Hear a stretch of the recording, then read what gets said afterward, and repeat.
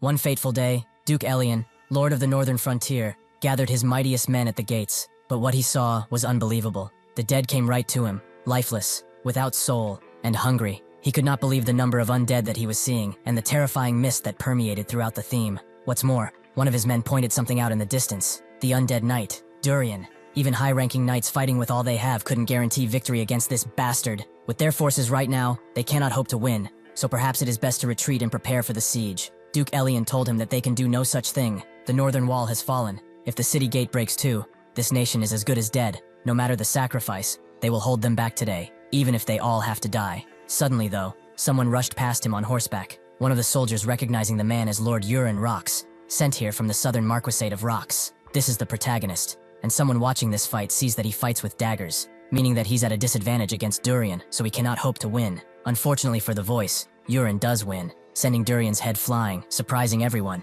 He does not stop there, as he continues his assault against the undead, his holy blades making the undead melt right before him. Perhaps is he a saint sent here by the heavens? Rox heard this. This is the first time he's been called a saint, but he's no such thing. He is a reincarnator who will do anything to add useful skills to this body. 6 months earlier, Urin woke up suddenly. His head was hurting, and he did not know where he was. Someone asks if he is alright, and Urin is amazed by her beauty, but those clothes and the blade are rather strange. The woman asked if he felt alright, and did not wait for him to answer, wanting to call the priest right away. Urin tells her to wait, as he wished to ask something, but she just left. He gets out of his sheets and wonders just where he is, but upon seeing himself in the mirror, he is shocked. His body has completely changed. He was a sexy middle-aged man, but why is he now a chubby brat? He just can't figure this out. Is this some kind of bad dream? Surely if he goes back to sleep, he will wake up. Suddenly a bunch of people burst through his door, a priest, and a much more commanding person. That person immediately tells him that he is a disgrace to this household, with deep anger in his face. Urin wonders who this old man is,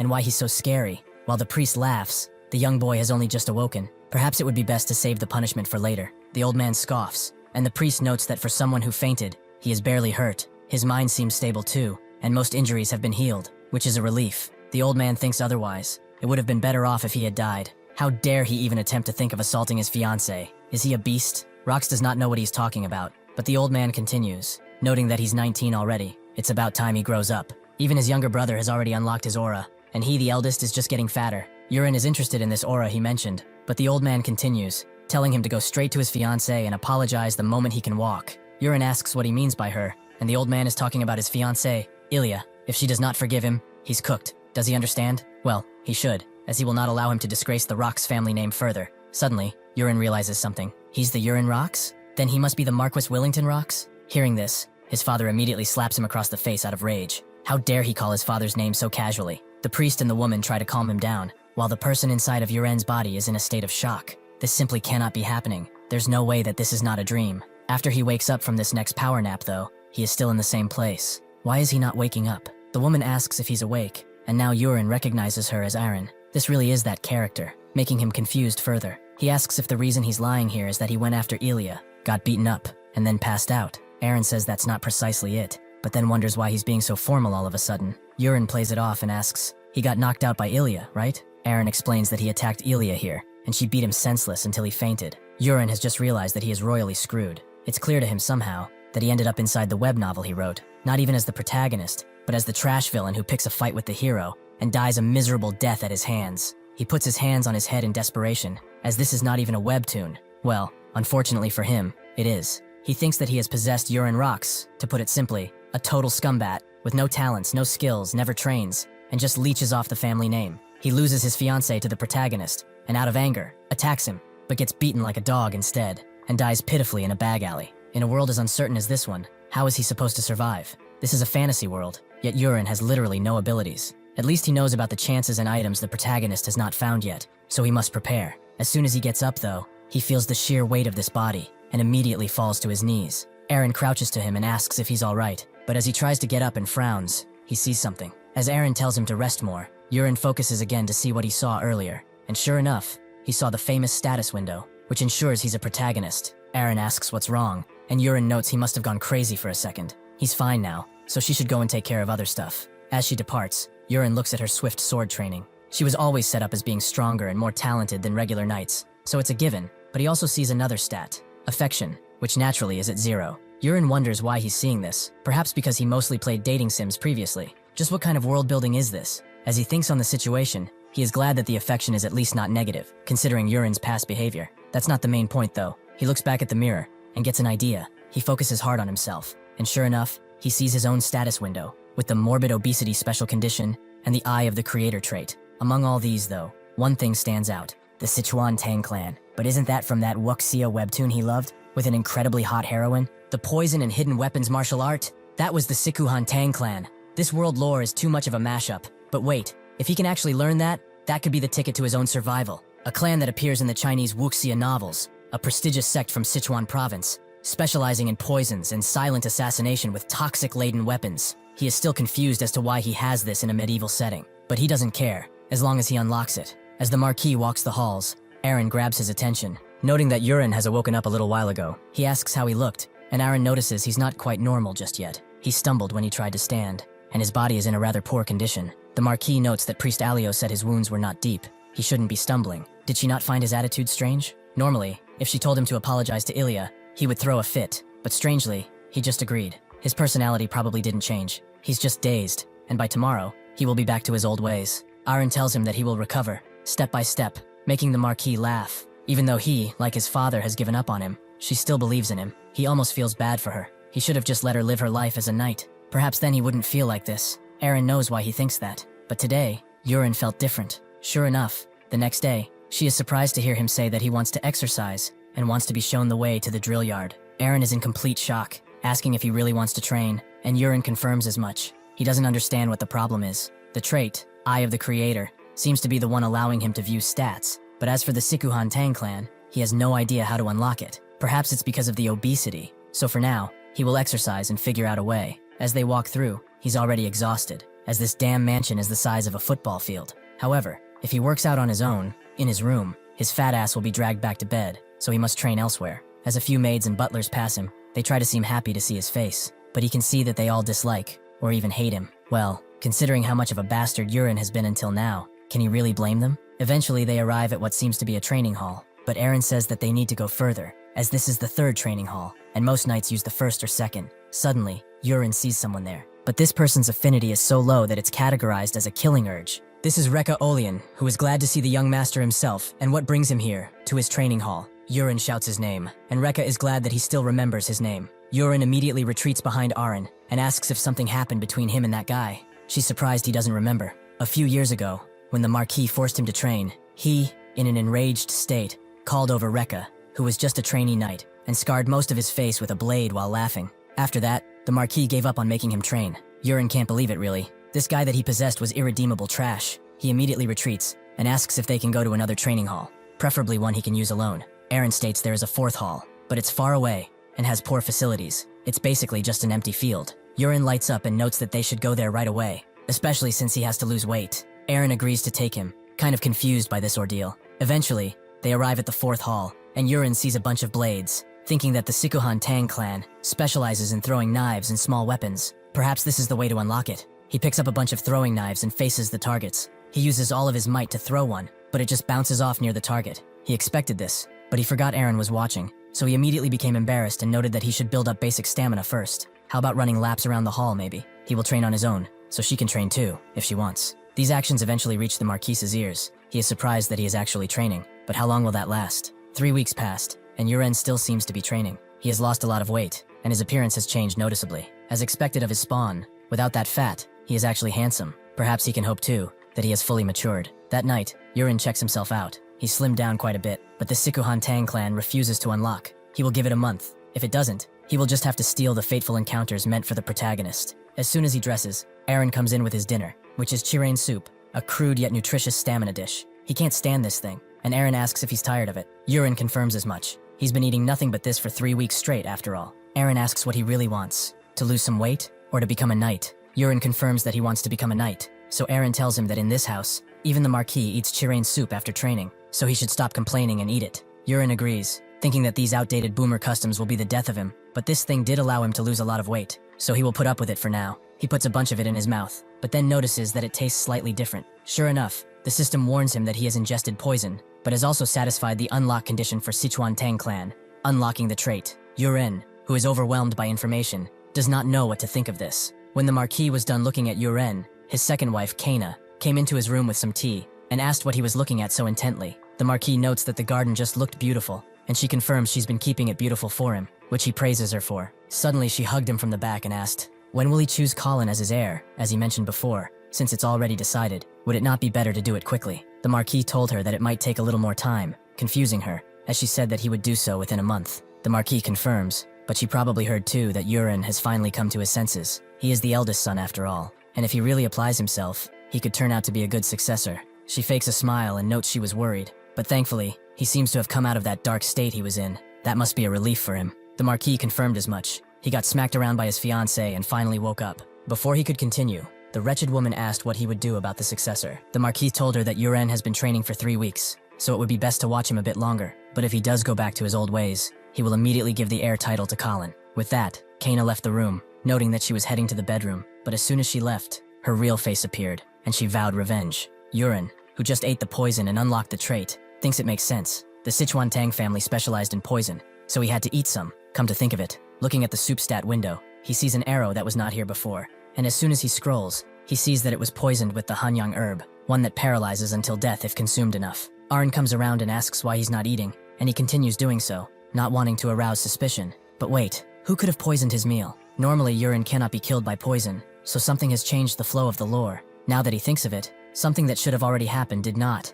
and that is that Colin, the second son, was supposed to be officially named heir, so why not yet? Perhaps it's because he started training, so the one who put poison in his food must be from that side. As soon as he finishes his poisoned meal, he gets the weak paralysis poison as a reward, and tells Aaron that it was so good to the point that it brought him to tears. He needs some alone time now, so could she step out? Aaron agrees, and tells him to rest until tomorrow, which he will. After she's gone, he focuses on himself in the mirror again, allowing him to see his status window, which even says that he has light muscle pain from the training. He sees a plus, and as he focuses on it, the Sichuan Tang family trait tree pops up, giving him a lot more options. He focuses on poison first, and sees a wide range of them, from weak to strong. He scrolls all the way down, and sees that the final poison is called Invisible Ultimate, a level 30 poison. This means that he has to unlock all the lower ones first, so it's a level up system. To get the most basic one, weak paralysis poison, he needs an inner technique to unlock it. That makes sense, as the Sichuan Tang uses internal energy to wield poison. For that, he should check martial arts. He is allowed a choice from 4 different basic inner techniques, but this is an easy choice,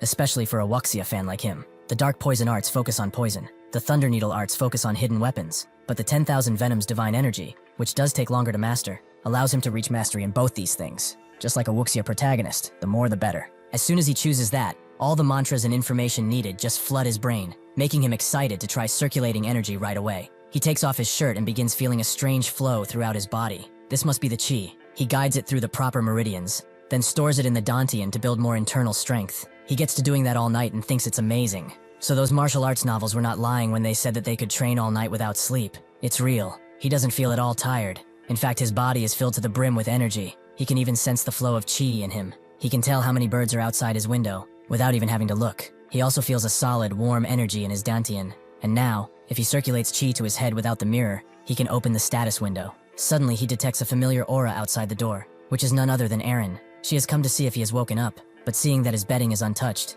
he didn't sleep, did he? Yuren can't lie to her, but she says that's not good. He should rest from today's training. Yuren actually wants to go. He feels great and is in top condition. He has to train. Aaron agrees to go prepare breakfast, but after closing the door, she wonders when he started gaining muscle. He goes to the 4th hall again and picks up another throwing dagger. As soon as he faces the targets though, he gains a crosshair, just like in an FPS game. Using this, he throws the dagger so expertly that he gets a bullseye, surprising Aaron. With these achievements, the hidden weapons tree has also been unlocked. Aaron asks what he just did, and Yuren doesn't know either. It's probably the results of the past month's training starting to show. She doesn't think that's it, and Yuren thinks this is the first time he's seen her flustered, so he decides to throw one more. When he does throw something though, he feels a fiery inner energy surge up from his abdomen. So this time, he will throw it even faster and stronger. He locks onto the target and hits a bullseye again, but this time, it cracks. Aaron notices this too, and Yuren thinks that having a crosshair from an FPS is basically an amazing cheat. Back in the day, with an FPS game called Battle Attack, he even won a PC cafe tournament.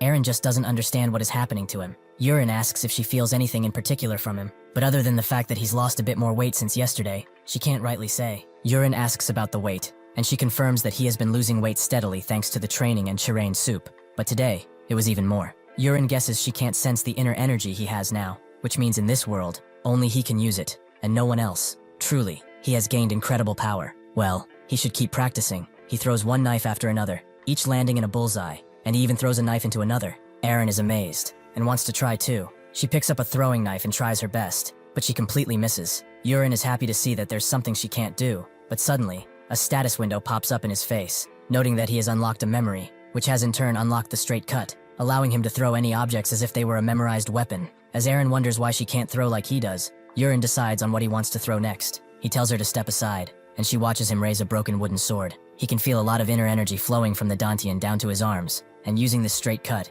he gets another bullseye, shattering the target completely. Aaron is now scared. Just what kind of power is this? Yurin guesses it's just practice, but there is no way that's it. Yurin also knows that she reports everything he does to his father. But could she do him a favor and not report this matter for the time being? Aaron doesn't know what to say, but Yurin explains that right now, he's testing several things, and after, he will explain everything, so she should wait until then. Aaron relents and agrees. The same day, at noon, as everyone goes back to their lodgings after a hard day of work, Peru, a young man, is followed by Yurin. He uses his status skill to see that he has the poisonous touch trait, which means that he must be the one who dared to poison his food. Well, now he gets to do a real test. He summons an arrow from his hand that he can use as a pointer to see where his skill will go and activate paralytic poison. Immediately, a strange mist rushes towards Peru, who begins to feel a weight dragging him down, and eventually, he falls to the ground, completely unconscious. Yurin thinks this was a great success. He can even see the duration of the poison, which is surprisingly 1 whole hour. He picks Peru up and moves him somewhere more secluded, and as night falls, the man eventually wakes up,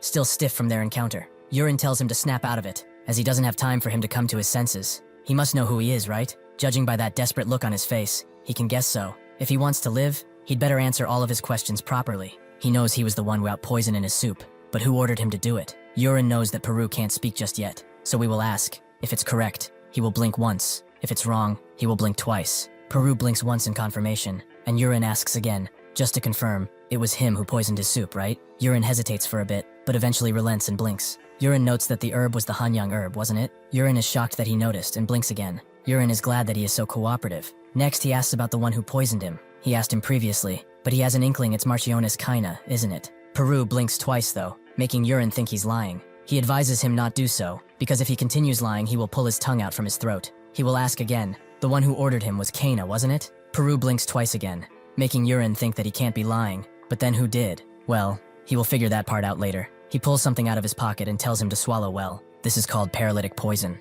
As Peru swallows, Yurin explains that he has exactly 1 month left to live from now. If he does not take the antidote before then, all of his organs will melt away. From now on, he will follow his orders. Does he understand? Peru immediately blinks, and Yurin releases the paralytic poison, which had 20 minutes left. Now, since Peru can move and speak, Yurin asks again, who ordered him to do this? Peru immediately says it was the Knight Captain, Karox Livingtane. He ordered that he would be killed by illness within this year. Yurin thinks that Karox is Kaina's older brother, who got the role of Knight Captain thanks to her marriage. So his deduction was not entirely wrong, it's just that he is her accomplice. But that's not important. Peru is given a paper, which he recognizes is filled with poison names. Yurin knows that few people are as knowledgeable in poison as he is, meaning that he can procure them from the black market, and he will get the money from Karox too. He will gather every one of those poisons and bring it to him, starting with what he already has, by tomorrow night. Peru asks why he would need so many poisons, but Yurin wonders when he was permitted to ask useless questions. Peru understands, and Yurin turns back proudly, telling him that he can go. From this day on, his soup must always be loaded with plenty of Hanyang herb too. Peru agrees, but he's shocked at what he's asking. Back in his room, Yurin thinks that this was great. Martial arts really are as cool as they seemed before. To think he actually fell for the paralytic poison shtick. It was just some dried leaves lumped together to form a ball. Anyway, he needs to quickly master the Sichuan Tang clan martial arts. If it's like the setting he wrote, a terrifying event will soon happen in the world. The next day comes and passes, and at night, Peru arrives with the poisonous herbs he already possesses. Yuren looks at them and notes that the left one is Hangyang, the middle one is Yakrokpa, and the last one is a wooden vein leaf. Peru is shocked. Such rare poisons. How did he guess them all at once? Yuren says this is nothing, while thinking that he can just see it through his status window. He wonders, though, if he's trying to kill him, the Hanyang herb alone should be enough. So why carry the others? Peru explains that the Hanyang herb takes a while, and once resistance develops, it lasts longer than one might think. If he starts mixing Yakrukpa with it after the symptoms appear, the effect increases twofold. Yuren understands that poisons become stronger and more subtle when combined. He is curious as to how he learned all of this, and Peru explains that when he was 8, he was sold to the Livingtane family and trained under a poison master. Yuren asks if there are many in his situation, and Peru remembers a time when there were 20 of them, but they all died, and only he survived. Yuren thinks it makes sense. People without the poison affinity trait would not last long against such potent toxins. But this guy seems to resent the living tains for this. Perhaps he has found himself a useful tool. He congratulates Peru for a job well done and tells him that he may go. Peru wishes him a good night as he leaves, finally leaving him all alone. Immediately, Yurin begins chomping down on all the herbs, which taste disgusting, but he does manage to do it. Even with this though, he still has to meditate to make sure that the poisons don't overwhelm him, but this will skyrocket his progression. Night turns to day, and Aaron comes to wish him a good morning, but she is shocked upon seeing him, as his body has evolved even further. Yurin has climbed to the second stage of the 10,000 Venoms Divine Energy technique, giving him the Little Dragon Step martial art, and the poison techniques delayed Toxie, Truth Serum, and Soul-Killing Smoke. He slowly opens his eyes, glad to see that he made it through the night. As Aaron approaches, still surprised, her nose is hit with an extremely rotten smell. Yurin doesn't know how to explain it, as when the inner energy rises and the martial arts level up, the body expels a ton of waste. Yurin notes that he should open a window to calm her down, but Aaron tells him to go to the bath instead, as he desperately needs one. After that, as he walks with Aaron to the training site, he checks out what he got, the Little Dragon Step martial art. This is the Tang family's footwork, perfect for fast movement, assassination, and evasion. He can't believe he gets to learn a skill that only shows up in wuxia novels. Just copying the movements feels incredible already. Seeing him walk like this though, Aaron asks why he's walking like a drunk. Yurin says he's fine. She shouldn't worry, and continues doing so while laughing. Aaron ignores it, and asks if it's really okay. Does he seriously want to go to the training hall one today? There are a lot of knights there. Yurin believes it's fine. He just wants to see how the other knights train. She shouldn't worry that much. Eventually they arrive, the knights steadily training since sunrise. A few of them notice someone approach, and they recognize Aaron immediately. But who is the boy behind her?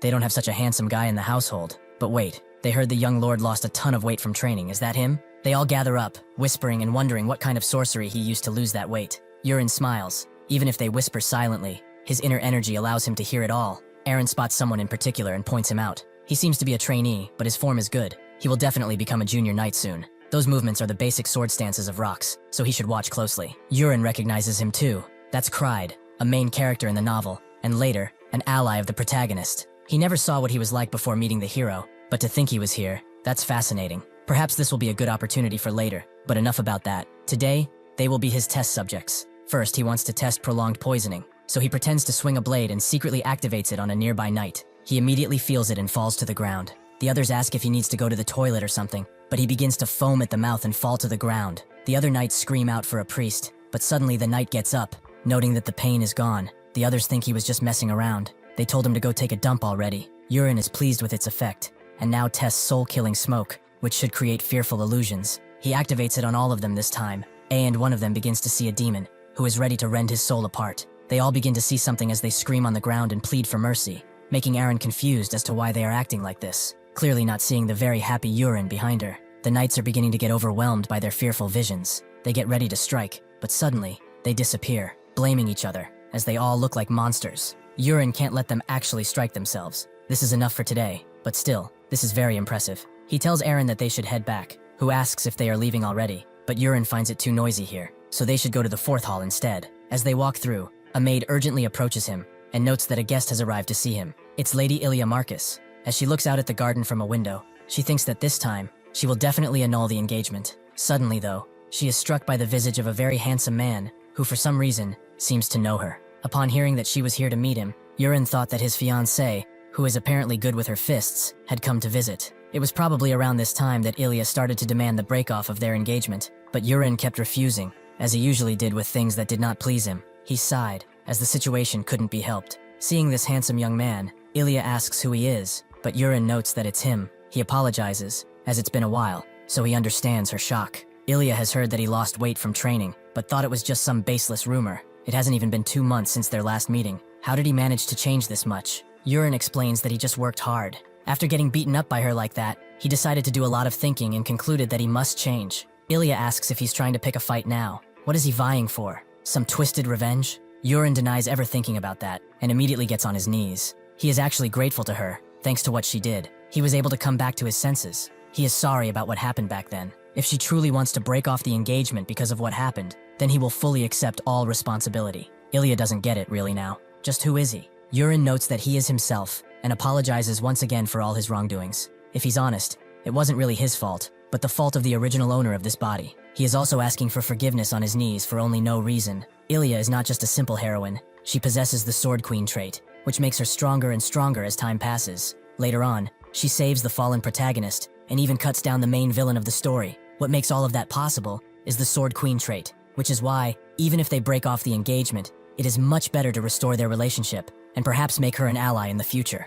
Ilya suddenly tells him to get up and asks if he truly is serious. Yurin promises, but that's not enough for her. She has to swear on it. Yurin feels an aura coming from her, to think she would pressure him with such a thing. But this scene, he has seen it somewhere else. Ilya wants him to swear that from now on, he won't live his life as he did before. If he breaks his oath, she will be the one to take his life. Yurin remembered that this was said to the protagonist, not Yurin. Anyway, since he can't breathe, he uses his own technique to push against her, surprising Ilya. Before she can ask, Yurin swears that he will never go back, making her blush, making her dash towards the door, and noting that she will be watching. If he makes a mistake one more time, then the engagement will unconditionally be off. Yurin is surprised that she's not actually breaking it off now, but well, that's a win for him. After this, she meets with the Marquis, who guesses that she met Yurin, and that she has come to a decision. Ilya has the engagement will not be broken. The Marquis is kind of confused. He wants to know the reason, as he doesn't get it. Ilya explains that her father always said that people cannot be repaired, but there was a rumor that he had changed, so she was curious. She wondered if he might have returned to be the weak but kind Yurin from their childhood.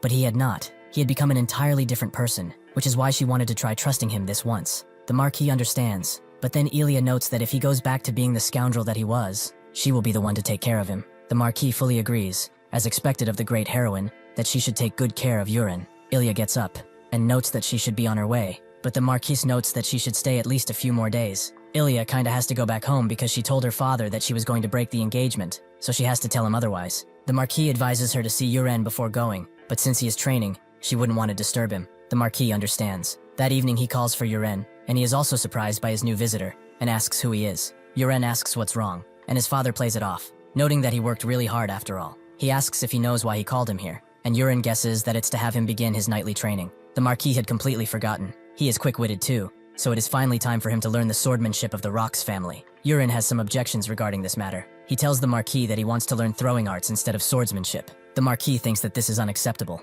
Knife throwing is a cheap trick used by thieves. With a crude skill such as that one, he couldn't even get through knight armor, let alone pierce the skin of a low-class monster. Does he understand? Yurin wants to make a bet then, on whether or not he can defeat a Borak with a dagger. If he is that confident, then he will have no trouble accepting, right? The Marquis thinks such stubbornness is useless. A warrior's blade needs an aura to destroy a Borak's scales. That is why, even if he practices those throwing arts for 100 years, he will never be able to do it. Yurin understands that if that truly is the case, then he will win unconditionally, so he should just accept the bet. The Marquis believes he is too reckless with his promises, but fine. He will take this chance to destroy that stubbornness of his for good. But what does he want to be on? Yurin notes that if he defeats a Borkin with a dagger, he will handle his own training from now on. If he fails, he will follow his whims. After returning to his room, Yurin thinks that Aaron has fortunately not reported on his training all this time. The practical test is tomorrow too. He wonders how many tries it will take to pierce the Borak scales. He's kind of curious about it too. Just in case, he should eat some poisonous herbs tonight, and upgrade the 10,000 venoms to 3 stars. Suddenly he hears a knock on the door, and Aaron comes in, noting that she has a message from the Marquis. The time for the test tomorrow is 1 o'clock, and the place is the first training hall. Yurin asks if she knows the details of this bet, and she confirms, but not just her. Everyone in the estate has come to know. Thanks to that, they are all currently roaring with laughter. Yurin asks why that is, and Aaron explains that they are talking about how he will wet himself in fear after seeing a Borak, or just run away. They are having a fun time talking about it, because after all, he is still the public enemy. Yurin's pride gets to him, and he asks if those people are coming to watch tomorrow. Aaron explains that the Marquis has not forbidden it, so she guesses that it will be packed. Yurin isn't really that glad that this has become a spectacle, but what does she think? Aaron says that tomorrow will probably be his win, based on what she has seen. That night, Yurin achieves the 3rd star of the 10,000 Venoms Divine Arts, and the next day, everyone gathers around the training hall, Yurin noting that it really is packed. The Marquis asks if he is ready to prove himself, and Yurin is, but there are quite a lot of people here. Did he really have to tell everyone? The Marquis only told his wizard, but it seems that the news somehow spread around, so he should be careful not embarrass himself. With that, the mage notes that they should begin. He uses short-range summoning magic. Yurin is glad to finally see magic being used in person. Out of the rune that was placed on the ground, a monster begins to take shape. Yurin is even more amazed. Seeing a monster in person that he created with words really is something else. As the dust clears, the Borak Sea is revealed, and some cover their eyes at how ugly it is. Yurin expected it to be this ugly, as this was a monster that he came up with on the spot while he was eating rockfish sashimi at a restaurant. If it weren't for the arms and legs, it might actually be cute, just like the real-life fish. Suddenly, the beast charges at him. and he uses his technique to step behind it, making some cover their eyes, but the Marquis tells them that it's not over. Urine didn't expect this thing to charge at him without a warning, but well, it really isn't that fast. First, he wants to see just how thick those scales are, but suddenly, he sees a target on the beast's body, which seems to be some kind of weak point. He decides to test it out, throwing his knife directly in that place, which causes the beast to convulse before going down with foam at its mouth. Urine scratches his head, as he didn't expect it to die in just one hit. Everyone is left speechless, especially the Marquis, whose jaw is dropped to the floor. The people begin to cheer, noting how cool that was, and the Marquis comes close, demanding to know how on earth he did that. Urine notes that he aimed well and hit the mark, but the Marquis cannot accept something like this. A Borak dying in one shot? That does not make a lick of sense. Urine is surprised by his reaction. Surely the great Marquis would not go back on his word, right? The mage explains that under the Borak's arm, there are no scales, so the young master dagger is lodged precisely at that point. The Marquis believes it was just pure luck, but Urine notes it was fair. The Marquis wants to do it one more time, making Urine turn around, as he's being unreasonable. The Marquis entices him with another promise. If he wins this time too, he will grant him one wish, whatever he asks for, but if he loses, he will learn swordsmanship. However, his opponent this time will not be a mindless beast, but a knight. Urine doesn't really mind. Rather, this is an opportunity to break that bastard Karox's pride. However, to keep getting poisonous plants from Peru, perhaps it would be better to let him live. The Marquis notes that a formal knight would be too much for him to handle, so they should go with a training knight. That is fair, right? Urine gets an idea and asks if he can designate the knight. The Marquis asks who he has in mind, and Urine wants to fight Kraid. At the summons of the Marquis, he gets on the stage and bows. The Marquis noting that he heard he was a reliable soldier. There is something that he must do now, though. Kraid notes that he will do anything, and the Marquis tells him to fix the bad habits of that guy. He points at Urine, who waves, and asks if he can do it. Kraid notes that he will do as he comments, and Urine tells him not to worry too much. He will only throw 3 daggers. If he blocks all 3, he will win. The Marquis explodes in anger. This is the arrogance he was talking about. He needs to thoroughly discipline him. As they get ready to fight, the knight tells Kraid that he will get no food if he loses today, and a woman cheers for Urine too, which he can't lie. Feels pretty good. Kraid tells him that he is ready, and Urine pulls out a blade. As he thinks of hitting lightly, he sees a lot more targets than the Bolak, but if he hits him there, he will probably die, so he decides to strike straight ahead. Kraid can barely see the incoming strike, but he manages to block it, sending him backwards as he does. The knights are confused. That sound, it was like a cannon. The Marquis is shocked too. He picks up the dagger that was thrown and can't believe that such an ordinary dagger has that kind of power. Kraid is barely standing after this. Urine guesses he should be more focused now, as he cannot let his guard down again. This time, he will throw one at full power. Kraid begins to shake, the seconds seeming like minutes as he prepares for the next strike, and Urine thinks that he is a main character, so he shouldn't die from this much. He throws the knife using a direct shot, and it flies towards Kraid so fast that it almost passes through his blade, but it meets it at the tip, creating a blast that forms a gigantic dust cloud. Everyone is waiting with bated breath to see what happened, and as the dust clears, they see Kraid on his knees, with his sword shattered. He lets go of the blade, and the Marquis pulls Urine aside, wanting to have a private talk. He refuses, as the fight is not over yet. He still has one more dagger left to throw. The Marquis tells him that this is more than enough, so Urine wants him to leave it to Kraid. He tells him to lift his head. Will it really end like this? Will someone who is to become a knight accept such a half-hearted battle? Kraid tries to speak, but Urine interrupts him, noting that whether in victory or in defeat, a definite conclusion is what makes a knight. So he will ask again,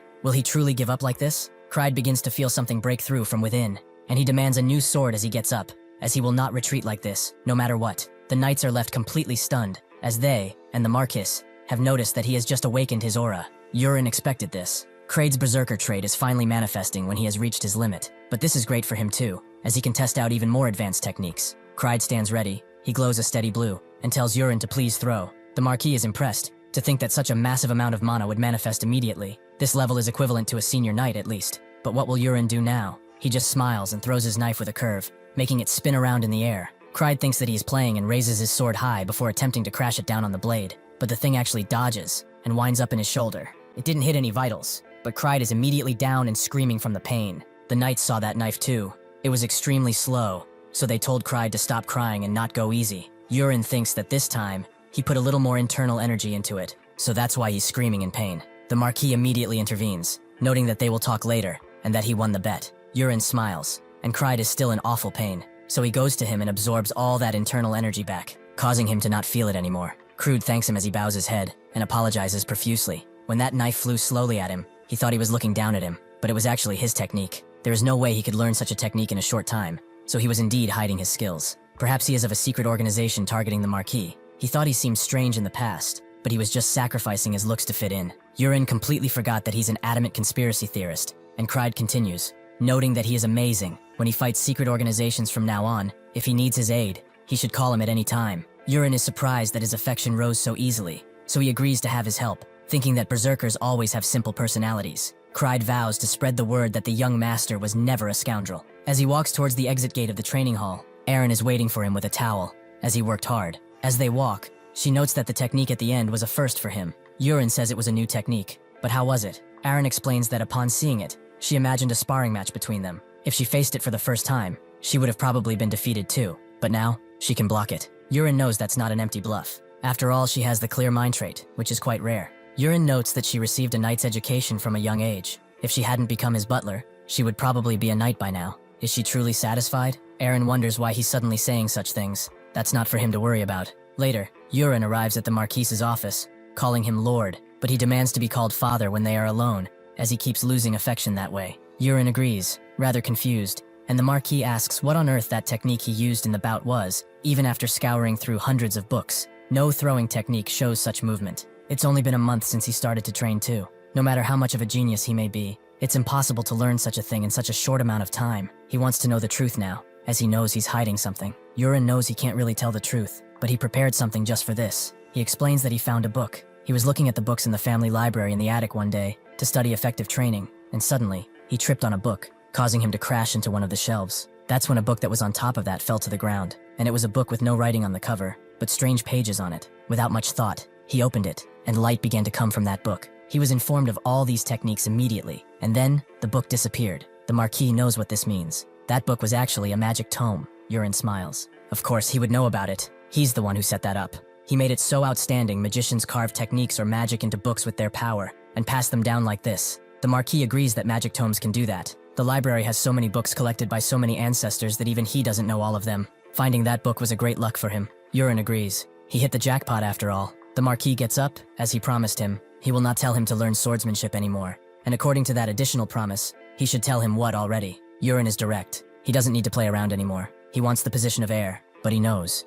If he says that, he won't just grant it, will he? The Marquis feels conflicted. He should grant it, as it's well within his authority. But Yurin sees that he's making an uncomfortable expression. If he becomes the heir, it will probably cause trouble, as there are many who would rebel against the family, especially the lady he loves so much. So this time, he will compromise just once. The Marquis thanks him for his generosity, and Yurin thinks that he never had any interest in the heir position, as if he becomes that, he will be stuck one-on-one with the Marquis, receiving education about castle management, so he will lose his freedom. Rather than that, he will use that time to raise his Sichuan Tang family technique and travel the world for more opportunities. The Marquis wants to hear what his wish is, so Yurin explains that he was thinking of creating his own knight order. He wants Aren, who is his butler, and Kraid, with whom he dueled with. Those are two of his knights. The Marquis notes that this is not as hard to do as making him heir, and Aren is talented too. It would be a shame for her to be just a butler. They will do it that way then. However, he would need a new butler, right? And there don't seem to be any currently available. Yurin explains that there's someone called Peru who works in the kitchens, and he wants that guy as a butler. He would be grateful if he could designate him by coincidence, not directly as his choice. The Marquis asks why he's so vague, but Yurin promises to tell him later. He is glad that the Marquis is trusting him so much. He didn't even know the affection rose like this. The next day, Yurin gathers his knights and notes that they will belong exclusively to his knight order. They will train hard in daily practice from now on. Additionally, the man behind him is his new butler, who greets them both. Looking at him, Eren remembers the conversation they had last night, as she was curious about this Peru guy he mentioned. He will replace her, but why exactly? That's when Yurin told her that he is actually a spy, sent by Knight Commander Karox and Kana to kill him. Eren was very confused. If that was true, then why is he his butler? Yurin said it was fine. He now only listens to him after all. Crude also has a question, which Yurin is happy to answer. Crude notes that even though there are only two of them, since it's still a knight order in name, shouldn't there be a senior knight, even if not really a commander? A senior knight should be someone of outstanding skill, and this person next to him looks frail and small, not that strong. Yurin says he's right. There should be a strong senior knight. So right now, they will fight it out. It doesn't take long for Kraid to be put on the ground, completely and utterly defeated. Eren notes that his attack patterns are way too simple. He needs a lot of improvement, so his moves cannot be read for preliminary motions. Kraid promises to keep that in mind, and Yurin thinks that with this, the leader of this knight order is Eren, so applause is in order. Dawn eventually arrives, and Peru goes to prepare dinner. Yurin thinking that even if faint, he can still detect his energy from so far away, perfect for testing out a new technique. It uses internal energy to create sound waves instead of voice to transmit sound, a martial art that is essential in any respectable wuxia novel. Sound transmission. He calls out his name, and Peru hears it, but then sees that he's nowhere nearby. Urine continues screaming his name and wonders why he's so surprised. Peru is afraid because he thinks this is some kind of black magic, but Urine tells him it's more like communication magic than anything. Peru expected this. Not being affected by poison seals the deal. He heard some black magicians handle poison with their magic, so he was one of them too, right? Urine lets him believe whatever he wants to believe, and asks if the poison he requested last time is ready. Peru confirms that the snake's mind, a poison extracted from 100 venomous snakes, was barely managed to acquire it. Urine is satisfied.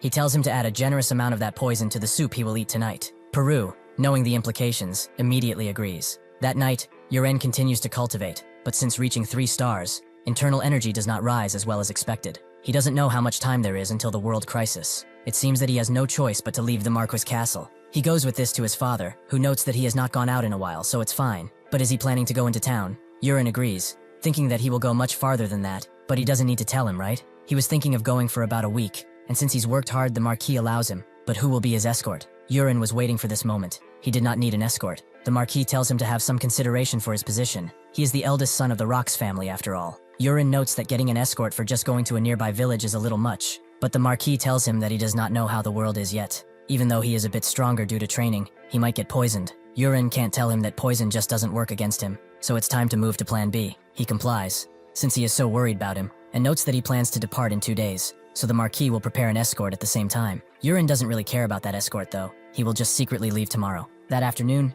Urine summons Peru, noting that he doesn't have any money for travel, so he should give him some. He has the money Karox gives him to buy poison after all. Peru seems hesitant at first, but Urine asks if he really doesn't want to, making Peru agree immediately. Urine also needs that thing in his pocket. He saw it when he took out poison herbs last time, that spatial pouch he uses. This is a thing that often appears in fantasy novels, a mysterious pouch that can fit about a ton of cargo. Peru agrees to lend it to him, and Urine smiles. As with this, he won't need to carry much. With this done, he also gives Peru the dried leaf medicine. Honestly, since he has been so good for him, if he continues doing so, he will eventually give him a perfect antidote. The next day, at day, Urine just walks out, having left a note already. As he walks through the mansion though, he is not that surprised to see that it's empty. Everyone must be asleep.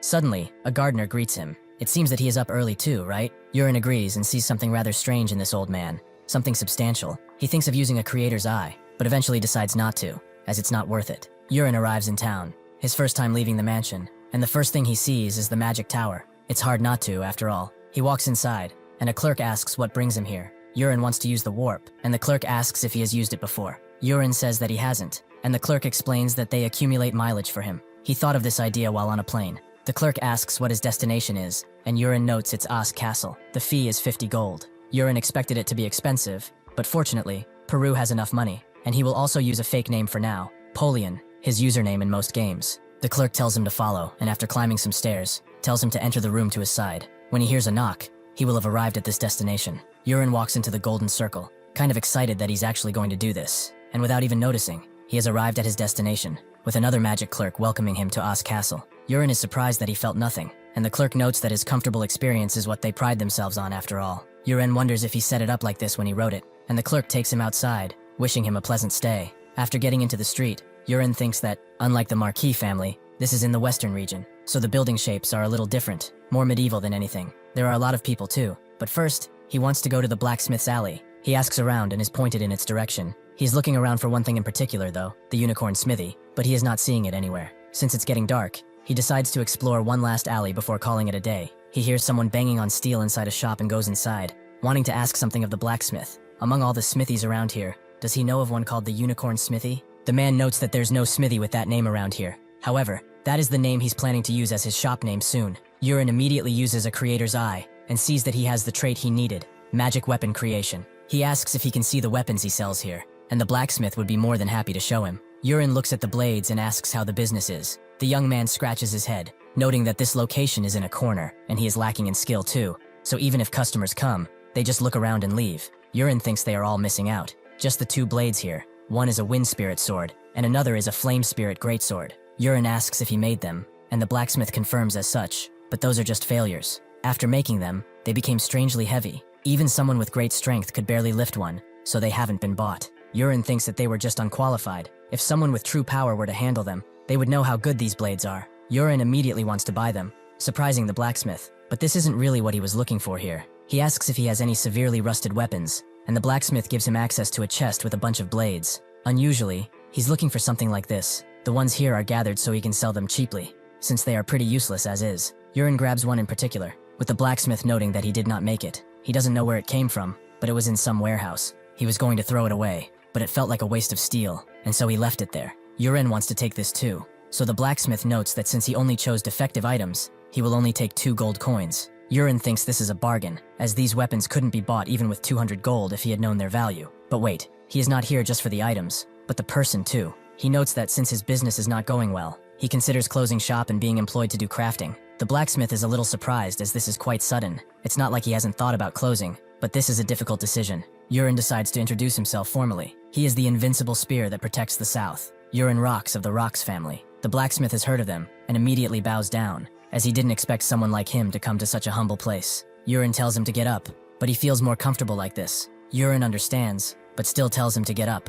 The blacksmith does so, and wonders why he would want to employ a lacking blacksmith like himself. Yurin explains that he has a special talent, but the blacksmith doesn't believe that's the case, even though his master used to scold him a lot. Yurin doesn't know who trained him, but they must have been quite the meathead. He explains that today he went around and saw many smithies with many weapons, but his are different. They have care put in them. His blade area is amazing, but especially the handle knots, which are essential to prevent slipping. Seeing such care, he believes he will later bloom with special talent. Yurin hopes this is enough, and the blacksmith agrees to follow him, but he must say that he is rather different than the rumors. Yurin knows what he heard about him, and agrees, but well, he will also show him something interesting. He takes out the rusty dagger and calls out the name of this mystical artifact, Agnes. Suddenly, the blade begins to glow with amazing power. This is a legendary ego sword, originally meant to be found by the protagonist.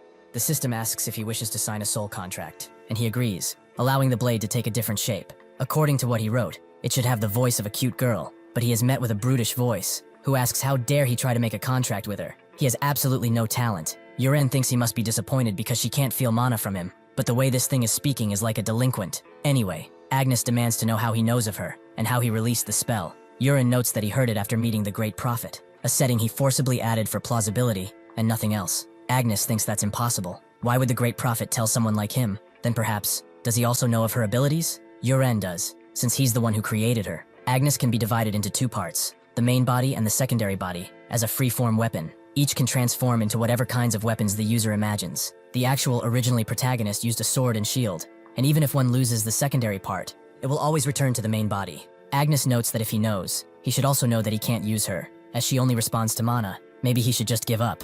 Yurin notes that she's a bit noisy and points his finger. Suddenly, Agnes formed a ring on his finger, feeling a very warm energy. Yurin is glad to see that martial arts work too, and moves his attention to the blacksmith, Jiranox. He asks him how much it will take to organize his place, and Jiranox thinks 2 days should be more than enough. Yurin likes that. They will meet in 2 days, at noon, in front of Central Park. 2 days later, as Yurin walks through the park, glad that he got what he wanted, he is suddenly spotted by Ilya, who asks what he is doing here. Yurin wonders why she is here, and feels that this situation is somehow familiar. This is like that scene where the original protagonist meets her. Ilya asks him again what he is doing here, and Yurin explains that he came to find a blacksmith. Ilya is confused. Doesn't the Rocks family have many blacksmiths? Yurin confirms as much, but he wanted to use his own person. Ilya notes that he should have told him, as she could have recommended someone, but Yurin says it's fine. He actually found a good person, which seems to be coming now. Jiranox apologizes for making him wait so long, but Yurin says he is right on time. Yurin introduces Ilya, and someone else comes, someone under Ilya's employ, noting that they are ready to depart. But who is this person? Ilya introduces Yurin to Musk, who is kind of afraid at first, but then is amazed that he is seeing him in a place like this. He introduces himself as the 5th squad leader of the Marcus Marquis family Steel Hammer Night Order, Musk Malin. Yurin knows well enough without all those titles in front. Simply put, he's an extra who is nothing but a crappy personality. In the actual novel, some people block the path of their departing auror, and the protagonist steps forward. After a fight breaks out, Ilya appears just in time to stop the fight, creating that connection. But the important part is that afterward, the protagonist accompanies Ilya and saves her from a deadly situation. He can't find the protagonist anywhere and just attaches him, but he can't let her die like this either. He asks where she is going, and she informs him that there has been an increased level of orc raids near the castle, so their night order received subjugation orders. Yurin, thinking on what to do, eventually calls a favor. He wants to come along too. Ilya asks why he wants to floor, and Yurin explains that as someone who has been training, he wants to experience real combat, and wants to see her skills too. Ilya notes that it could be quite dangerous, and Yurin says it's fine, but he's good at running at least. Seeing him so earnest, Ilya agrees and tells Musk to provide them with 1 horse. He's kind of worried, as they are not going on some picnic. Even if they are just orcs, they can't let their guard down, and these people are defenseless too. Ilya notes that it's an order, so he will follow it without complaining. Musk turns away, noting that he will do as she says, but perhaps he should be the captain next time. As they leave, Ilya tells him to keep close to her, as this really is dangerous. Yurin tells Jiranox to hold on tight, and so, they ride out. After getting to their location, Ilya explains that from here on, they will split into groups of 5 and find the orc settlement. If they find it, they will not attack, but instead fall back and fire a signal flare. Yurin naturally goes with her, and as dawn falls, one of the knights notices that the tracks are messy, making searching rather difficult, and it's getting dark. Should they retreat? Ilya thinks it can't be helped, so they should go back for the day, but suddenly, a signal flare appears in the sky, and then another, and another, a total of 5 flares, judging by the count of one knight, but Yurin only saw 4. Well, he didn't expect them to know how to count anyway. Ilya notices that they should go to the closest, and they rush west, but unfortunately, they are too late, as the knights are all melted. What's more, their armor is melted. Just what were they hit with? Ilya says they don't have time to think about it, and they ride south, only to find that the same thing happened. They prepare to go to the other flares, but Yurin tells them to stop and not move no matter what. Ilya is confused. What does he mean? Yurin explains that the orcs are now scattered, as they are currently hunting down their men one by one. There is no chance for them to win like this. They must stop the operation and fire a signal flare to gather all of their remaining forces here. Before Ilya can respond, one of her men tells him to know his place. What does a troublemaker like him know of strategy and nobility amongst the knights? Yurin remembers this moment. The protagonist also got cursed out the same way. He got criticized by the readers for this frustrating moment, and now that it's happening to him, he gets it. Before the knight can continue his verbal assault, Yurin waves his hand and tells him to shut up. The knight falls off his horse, and as Ilya looks at him, Yurin tells the knight to know his place, or he will have no quarrel with making sure that he doesn't return to his family. The knight begs him for forgiveness through his overwhelmed lungs, and Yurin tells him to be silent and watch. He then turns to Ilya. As in the original, she did not listen to the protagonist, and insisted that her way was better. He will not force her into a decision though. He only tells her to judge the situation well. Seeing his determination, Ilya relents. It's as he said. She lost her cool the moment the situation changed. She tells the knights to fire a blue signal flare, and after doing so, they all dismount to cover their dead and talk strategy. Jiranox approaches Yurin and notes that he is amazing. He made the move according to his will. Yurin says that it's nothing, and Jiranox guesses that now, most of the soldiers will be coming toward them. Yurin has a somber look on his face, but they must face the reality that most of the soldiers won't be able to return, neither to this place, nor to their homes. He thinks that the Karuta guy must have already dealt with him. Jiranox becomes rather scared again and asks what they are even waiting for. Yurin smiles, as there's only one thing to wait for: real combat. Suddenly though, one of the last soldiers comes running. He almost trips on his sword as he falls to his knees in front of Ilya, and begs for her to run away right now, as they cannot defeat what is to come. Sure enough, the orcs have been following right behind him. They are uncaring beasts. Their only joy is the rending of flesh. Their only songs are the cracking bones of their enemies. They all know that there are far too many to even consider fighting, and Ilya looks at Yurin. Instead of telling him to get away or to protect her, she apologizes, as he's about to die because of her foolish mistakes. Yurin looks at her like this is simple business, and says it's okay as he approaches the orcs. After all, they will not be dying here. He calls out Agnes, as he wants to try what they practiced these past 2 days. He tells her to create a black iron bullet with the secondary body, and she does so, giving him control of a rather small and rotund ball. He got another technique from the 10,000 poison absorption divine energy, but he didn't have time to experiment, as it required black iron bullets, which he can now create with ease. He throws the small bullet at the orcs. As it flies towards them, it begins to light up and push wind around, but it just attaches itself to one of the orcs' battle axes and does nothing. The orcs laugh at this attempt at a strike, but suddenly that small ball creates a thundering explosion that utterly annihilates most of them into bits and pieces. Yurin expected this, and since he's doing it with Agnes's secondary body, which has to return to the main body, he can do this again and again. The orcs scream out now, knowing that they are faced with a real opponent, but Yurin throws another bullet, taking out yet another group. Ilya approaches and asks what he just threw, and Yurin notes it's called Black Iron Explosion. He will explain the details later, as now, they fight to win. Hearing this, Ilya commands her men to charge, as Yurin has created an opening for them, an opening that they cannot afford to miss. They charge in, killing the stragglers of the remaining orc groups, but seeing this, one of them decides to run away and live to fight another day. Suddenly though, he bumps into someone gigantic compared to him, who picks his head up and crushes it with a sound so loud that it makes everyone turn to him, a beast of pure evil. Yurin expected him to appear eventually. This is the legendary orc warrior Karuta. If they cannot defeat him on this day, they are as good as dead. Suddenly, he lets out a primal, earth-shattering roar. He throws the body of the orc he killed away and grips his blade with both hands before jumping mightily in the air and charging directly at Ilya. She is frozen in shock, so Yurin grabs her at the last moment and dashes away with her, letting Karuta's sword crash on the ground below. Yurin screams at her as she is almost dying, but Ilya doesn't know how to respond. This situation, combined with the fact that most of the men she was supposed to lead are dead, makes her mind reel. Karuta looks at Yurin, mad that he got in the way of his slaughter, and Yurin produces another bullet, which he throws directly at Karuta. Unfortunately, even as the explosion fully hits his face without an ounce of protection, Karuta just takes it, not leaving a scratch on him. Yurin thinks he messed up. He knows he's an orc warrior. His skin is supposed to be as tough as metal, but this is kind of scary. Suddenly though, the fear that was holding Ilya in place turns into cold, bitter rage. Her sword aura manifests, and she jumps high in the air, before charging directly at Karuta, who has to block her incoming strike. She does not stop there, however. She strikes again and again, the remaining soldiers amazed by her capability. Even Yurin is shocked. As expected, the Sword Empress trait is truly overpowered. It's still early in the noble, but she is strong enough to push Karuta this far. It's to the point that she can even cut his steel skin, but this is not the end. Karuta, seeing that his prey is daring to fight against his might, lets out another primal roar, but this time, it's filled with something else entirely, which Ilya recognizes as aura. He raises his sword again and now, ingrained with new power, crashes it into Ilyas's blade. The thunderous clash threatens to break every bone in Ilyas's body as she crashes to the ground, just like in the novel. The soldiers go up to her, fearing for her life, but she is fine. She is frustrated to admit this, but she cannot hope to defeat this monster. They have to go away.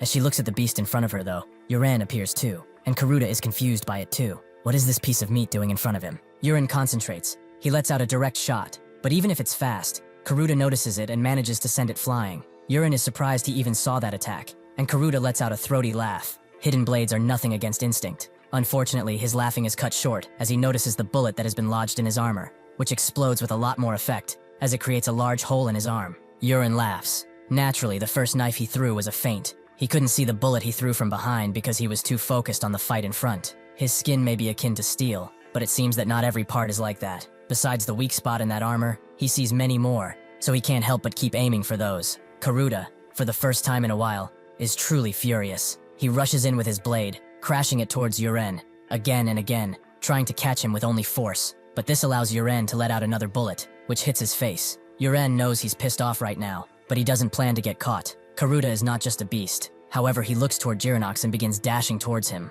Yurin screams at him to stop, as this is a variable that he has not considered before. Karuta jumps high into the air, aiming to take out the other small fries. Starting with this one, Yurin knows that he cannot let Jiranox die, so he pours all of his internal energy into the small dragon steps, which boosts it to such a level that it only takes half a second for him to grab Jiranox and get out of the way of the incoming strike. Karuta is extremely confused, but Ilya is as confused as him. At that speed, it shouldn't be humanly possible. Yurin doesn't want this bastard to try something again, so he tells Agnes to transform into the Bloodflower Butterfly, which is the highest grade among the Sichuan Tang family's hidden weapons. He lets the butterfly fly toward Karuta, but as it does, it creates a mirage of other butterflies, and they all fly slowly toward their target. Karuta is confused. He flails his blade around again and again, knowing that he is in danger, but unfortunately, the real butterfly lands squarely on his chest, and he can only scream as it explodes violently. Yurin didn't expect to see this. It is the Bloodflower Butterfly, but it shouldn't have punched a hole through that orc's chest. After the mighty orc falls, the soldiers think that they've won,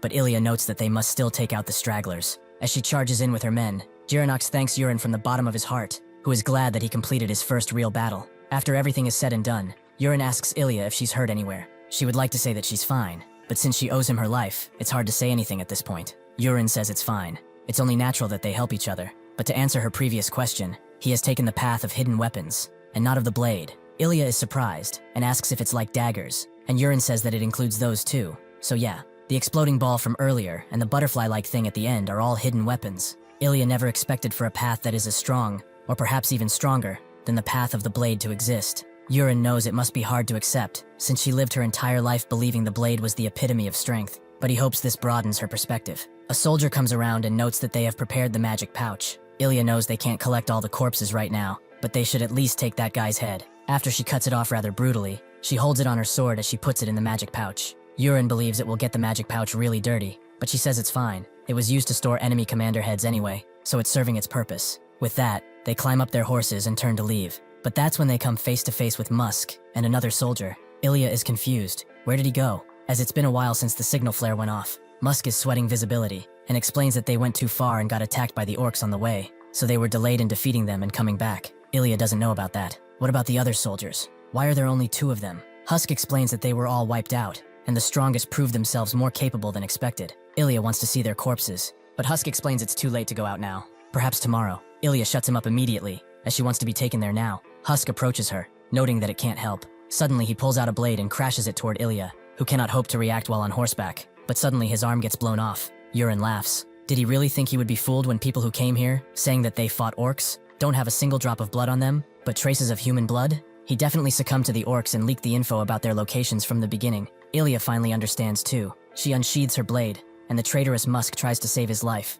noting that his family's honor denies her right to take his life. She doesn't even listen as she cuts him down and commands her men to capture the one who colluded with him. The next day at the Aussie castle, Urien is still sleeping. Using that much ki took a lot out of him after all. Suddenly though, Jiranox wakes him up, as it's almost lunchtime, and Ilya is here too. She approaches him, dressed much more differently than her usual attire, which confuses Urien even more. He immediately asks what the deal with that outfit is, and she notes that they have to go to her house. Her father said to bring him no matter what after all. Urien is pretty stunned. The title of the world's greatest beauty is not for nothing after all, and he agrees to go. Ilya is pleased with this, so she will wait for him to get dressed as she waits outside. Before she leaves fully though, Urien looks at her status window and sees that the affection rose to a much higher level than before. After getting dressed, he meets up with Ilya, who is in an open corridor. As they walk, the people from outside recognize Ilya as the Iron Blood Knight, who faced an orc warrior alone. As she waves at them, Urien thinks that this honorable title was given to her for not backing down even when facing certain death. It is exactly the same as in the novel, so he's glad that this didn't change. Suddenly though, he hears his name too. People are calling him Steel Mage Urien. It seems that he got this nickname because of what the surviving soldiers have been spreading around. Seeing him handle balls of steel, they must have thought he was that. Ilya turns to him and thanks him again for saving her. Not once, but twice. Urien says it was the natural thing to do. As she continues walking, Ilya reveals that this morning, at the first sight of daylight, she took her men and went back to the forest to collect the corpses. What they saw was truly devastating. Seeing their soldiers strewn about like they never mattered, she realized that if he hadn't been there on that day, she would have ended up like that too. Urien says nothing. The people who died were just characters in his novel in the past. Perhaps if he had known the sadness their deaths would bring, he would have written a different story. Ilya also notes that she will train to become even stronger, so that she will stand above everyone else, and never be defeated again. Urien is glad. This is the start of her talent truly blooming into a strong warrior worthy of the Sword Empress trait. They walk up to an open area of the castle, and the Marcus family is not far, but her father called the family mages to bring them comfort. They go in the middle of the mage, and they begin to chant, covering the three in a bright light. In the next moment, they are in Ilya's territory. It's been a while since he's come here, right? Urien was surprised too. Even if he experienced teleportation already, it wasn't as jarring as this. Garanox is shocked too, and asks Urien if where he lives is so big too. Urien pays him no mind, and is taken by the family tailor, who gives him a dashing suit to wear at the meal he's about to have. Just like the original protagonist did, he only ate Tyrane soup every day. Today, however, he will finally eat a proper meal. As he enters the dining hall, Ilya's father, Marcus, tells him to come here, and Urien greets him formally, but Marcus tells him there's no need for that and to sit down. After he does so, he first would like to thank him. Before being his fiancée, Ilya is his daughter, so he would like to formally thank him for saving her. Urien says there's no need for thanks. It was something he naturally had to do. The meal arrives, and Urien waits excitedly for the chef to reveal what it is. Unfortunately, it's the Marcus family's special Tyrane soup, similar to the Rox family soup, but with a secret recipe that makes it more savory. The Marcus family also has the tradition of eating Tyrane after battle, just like their family. Urien smiles, thanking him for the meal, and hopes that one day, this suffering will end. As they eat, Marcus suddenly asks if he is thinking of getting married, meaning marriage with Ilya, of course. Ilya is naturally embarrassed, and Urien thinks that he's testing him. The affection probably rose a lot from the original level, so he has to answer this carefully. He looks him straight on and says that he wants to get married right now, surprising Ilya, but he does not stop there. He hasn't even become family heir yet, and he's also still receiving stares from his past as a scoundrel. He will change himself to become a worthy man for his daughter, so when he officially becomes heir, then he will take Ilya. She doesn't really know what to say, and Marcus asks if this is possible. He heard that his brother is known as geniuses across the continent. Is he saying that he can beat them in the race? Urien simply agrees, making Marcus laugh. He really has changed a lot, but his answer is good. He also forgot to mention, but there was a contact from Willington before he came. News about him has already reached Rox. Someone must have informed him through communication magic. Urien asks what his father said, and Marcus simply wanted him to contact him later through magic. He will guide him to the communication room after the meal to contact him. Urien thanks him, but then looks at Ilya, who seems to be sulking again for some reason. Anyway, it seems that he succeeded in making a good impression on Marcus, which he was aiming to do. After the meal, he goes to the communication room, and a mage helps him contact his father, with magic that seems more like a video call than anything. His father is immediately mad, calling him a rascal. He scratches his head in frustration, asking if he is hurt anywhere, and Urien confirms that he is not, so the Marquis clears his throat, wanting not to seem like he was afraid for his son, and then asks if it's true that he saved Ilya and even killed an orc warrior. Yurin confirmed as such he was lucky, so it turned out that way. His father doesn't believe that's just luck, but anyway, he will hear the details when he comes home. Yurin agrees, and notes that he will come the day after tomorrow. The Marquis is pleased. If that is the case, he should bring his brothers with him when he comes. After communicating with his father, Yurin goes to the lounge where Marcus and Ilya were waiting for him, and tells them that he will leave tomorrow. Marcus thought it would be nice for him to stay a few more days, since it's been so long. Yurin would have liked it too, but his father entrusted him with a task after all. Marcus thinks it's a shame, but he understands. If that is the case, he will provide him with warp magic again, so he can go back home immediately. Yurin lets out a forceful laugh, and notes that he will have to respectfully decline. He is still at a stage where he needs to strengthen himself through training, so he would rather not rely on things like a warp. Marcus is really glad to see him act as a man should. He looks forward to seeing just how much stronger he will become. Ilya smiles toward him too, Yurin thinking that she liked that answer. As he walks out, he thinks that there was another reason he won't use the Marcus family warp. He tells Girinox to come after him, who is rather confused by his erection, as he said they were heading toward the capital, but that's the wrong road. Yurin tells him that there's somewhere they need to stop first. That big mountain beside the Marquisate, that's where a dragon lair is. Yurin is not a man of wishes. If he wants something, he will take it, and he's after a treasure that only the protagonist was up to find a while ago. They walk through the forest path and eventually arrive at the Dragon's Lair cave, said to be home to dragons in ancient times. Even if it's early, there are still a ton of people here to pray, making Girinox wonder if there will be any treasure left. Yurin tells him to relax. The treasure in the front is all fake. This world is full of secrets, so he should follow him. As they are heading around the mountain, they end up right behind the cave, where they are just met with a stone formation. Girinox, who is tired because of the climb, wonders what they are doing here, as there is literally nothing. Yurin looks around, trying to find the entrance handle he set up in the shape of a car door handle. Yurin looks around, hoping that nobody is around, and pulls on the handle, which begins to open a secret door that goes deeper into the cave. Even if Girinox is scared, Yurin goes in without an issue, and the door closes behind them, as it had never there in the first place. Girinox expected it to be dark, but it's quite bright, and there seem to be gemstones around too. Yurin tells them not to touch them, as they trigger a trap, something like an entire spare opening up to a pit of fire, where he will be dragged in. Anyway, even if they are pretty, he should stay close behind him, as he knows where he is going. Eventually, they arrive at a pedestal-looking thing, which seems to be ancient, but Girinox is confused, as there is nothing here. Yurin tells him that's not exactly the case. That fake dragon lair ends over there. He can feel the energy of the people who came to pray. Right, now they are basically praying to them. This pedestal thing is not just for show either. He pulls on the handle hidden beneath,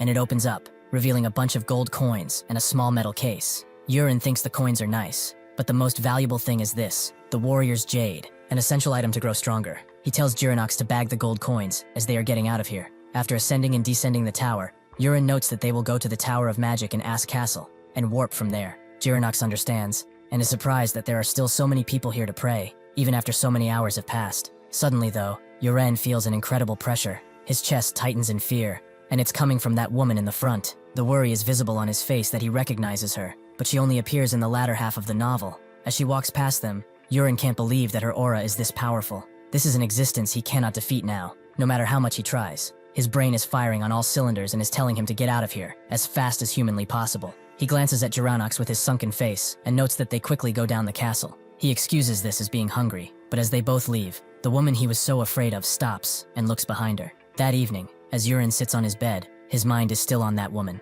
an existence that should only appear in the late part of the story. But why did she appear so early? And at that place too? He knows her objective. He wrote the damn character. She was after the divine Dragon Cave treasure, but that's not supposed to happen until a while later. Something changed in the story's flow. He doesn't know where the protagonist went, or what he's even doing, adding another layer of unknown, a variable he cannot expect. Well, whatever. He doesn't dwell on it long, and decides to swallow the pill immediately. As soon as he does so, his entire body feels like it's on fire, so he begins meditating, circulating his energy into one thought, getting stronger. This transformation will give him a stronger body, and sure enough, after hours of meditating, as he opens his eyes, he sees that he has achieved the heavenly martial body. This body often appears in martial arts novels as the strongest physical trait, and whether it's blades or punches, it's a heaven-sent martial vessel that can copy any movement after seeing it just once. He jumps around his room a bit, his body feeling incredibly light, and Girinox arrives too, noting that breakfast is ready, but he notices something strange about him. He notes that he's grown a lot taller overnight,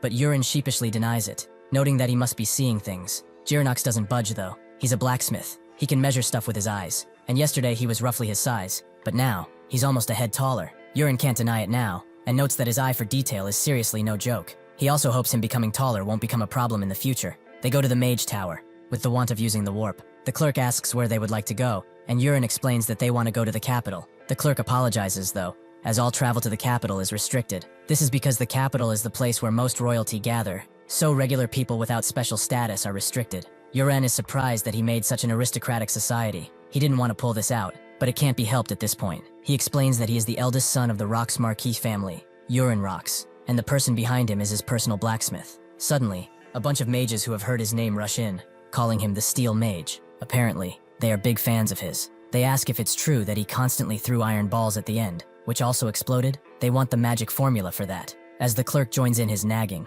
wanting to know more too, an elderly presence makes himself known. With one tap of his stave, he teleports both Yurin and Jiranox to the teleportation room, surprising both of them. The man apologizes for the rudeness of his students, and introduces himself as Yubion, the head of the AA's Castle Magic Tower Council. Yurin knows of him, the great mage Yubion. He is a character he set up for fun. On the surface, he has the impression of a kind grandfather, but when his mood sours, he is a serial killer who secretly and mercilessly slaughters people behind their backs. He also completely forgot about him and used him in the story like 2 times. But honestly, he can't believe his luck. He met 2 monsters in the span of a day. Yubion smiles, noting that he will warp them to the capital from this room, and Yurin thanks him for his generosity. Before he does that though, he turns around, his expression becoming extremely cold, noting that somehow, he feels like they will meet again. Yurin agrees with a shaky laugh, as he doesn't want to see this guy ever again. With one thunderstrike, they are transported to the capital warp room. After they get out, Jiranox is amazed by how fancy the buildings are. Even the people seem more luxurious. This is entirely different from the AA's castle.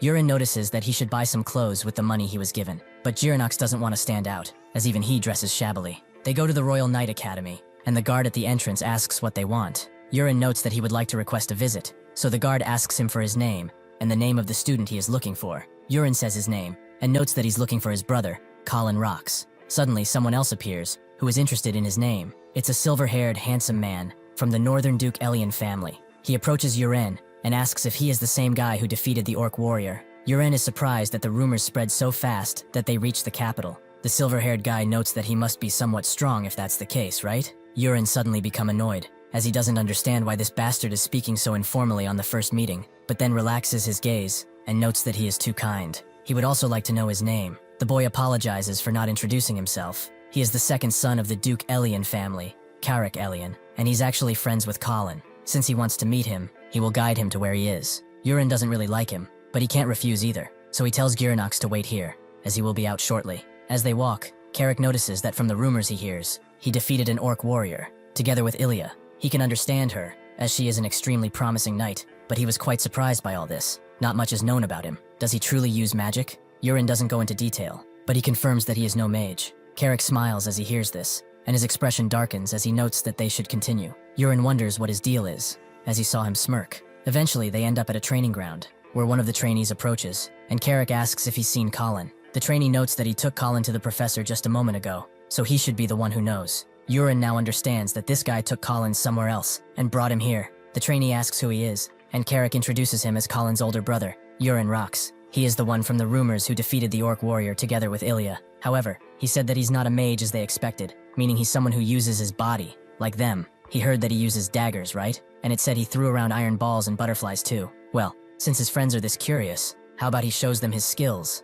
Yurin expected this, but whatever. He will show these bastards a good time then. He is paired with Malay here, who is average among them. However, wasn't he supposed to use daggers? What is he doing with a sword? Yurin says it's fine. Since this is not real combat, he will just use this. Carrick understands. Although it's rather surprising, he should try his best. Yurin can see the venom hidden in their smiles. They are looking down on him, from the moment he heard they use throwing weapons. Well, it doesn't really matter at this point, as he wanted to test the heavenly martial body anyway. With that, the duel begins, and Marley is a generous opponent. He wants Yurin to make the first move. Yurin has no reason to refuse, so he just swings his sword at Marley, who thinks that this is a child's play. But as he blocks it, his own sword gets pushed on his face, and he gets knocked out immediately, shocking everyone. Carrick notes that he must have let his guard down. He apologizes for wasting his time like that, but he wants to do it one more time. He summons Rula, a mid to upper tier. He's stronger than Malay by a wide margin. Carrick tells him to not let his guard down, but Rula notes that he will be upset if he compares him to that musclehead. With that,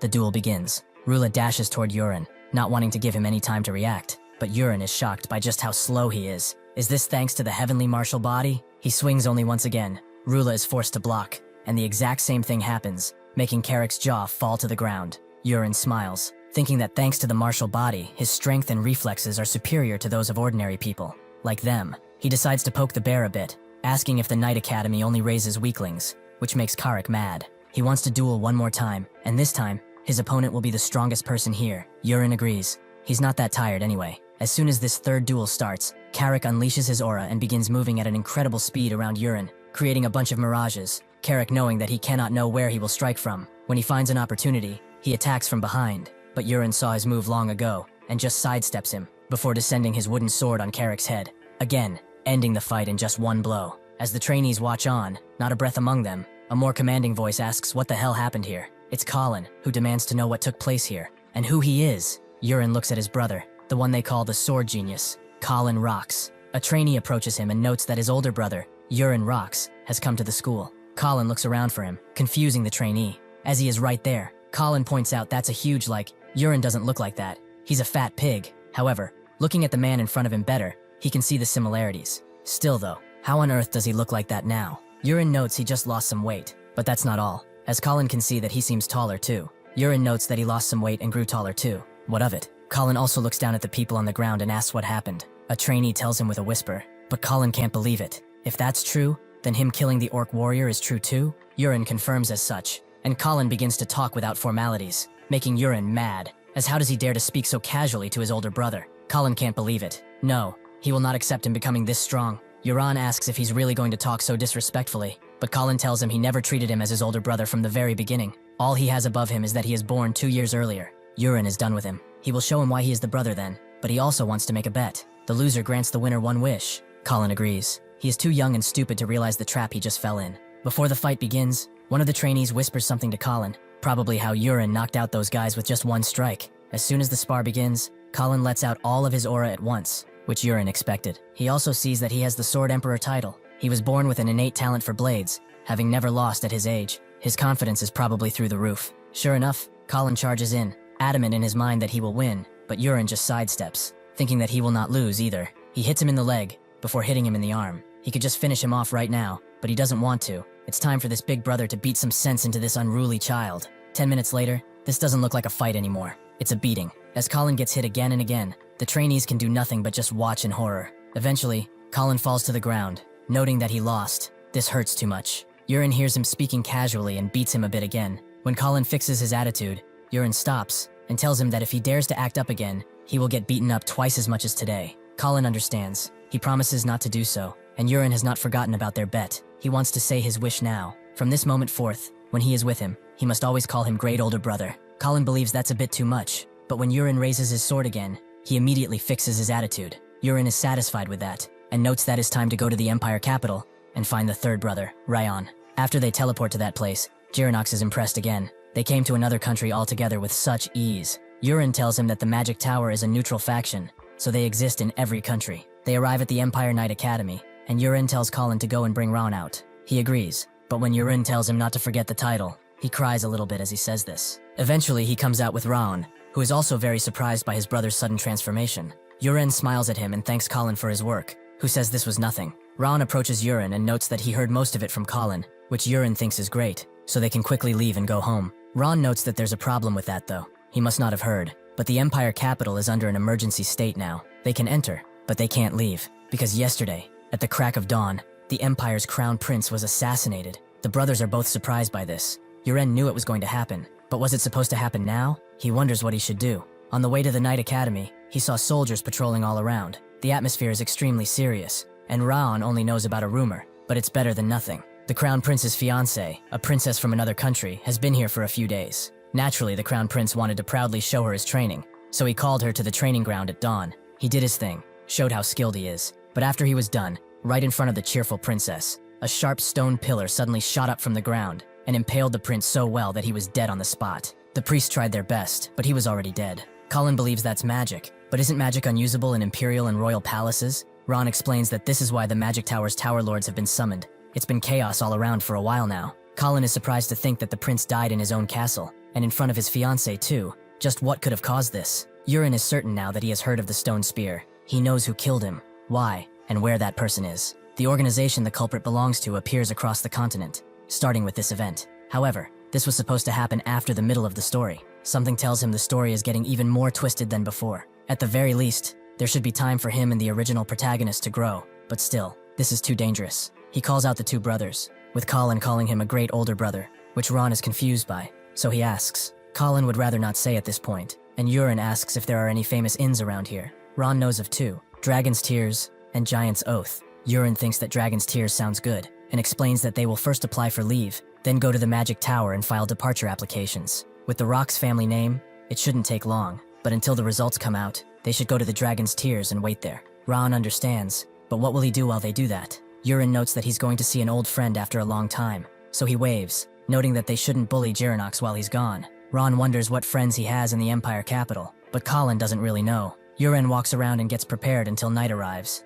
He arrives at Falmberg, a bar where only nobles can enter. First, he changes into the clothes he prepares. Once dressed, he wakes Agnes, who is mad that he's calling her so late. Urin apologizes for the interruption, but he wants her to disguise his face. She is surprised that he knows about that, but Urin just notes that he just thought it was possible. She's rather surprised still, but relents, and asks who he should disguise himself as. Urin looks around and sees a noble leave, so he points him out. Agnes understands first. She summons the secondary body in liquid form, then she applies it to his face. Now he can think of the appearance he wants. Urin does, and he takes on the guise of that man. He returns to the guard, who recognizes him as Viscount Vere, but why is he here again? Urin notes that he was going to leave, but he wanted to drink a bit more. The guard understands and tells him to go inside, as usual. At the table, the waiter is also surprised to see him back so soon. Is he that thirsty? Urin plays it off, noting that he should just give more of what he was drinking. After that, he put his hat down. His entry has been successful. Now the only thing left to do is focus his internal energy on hearing.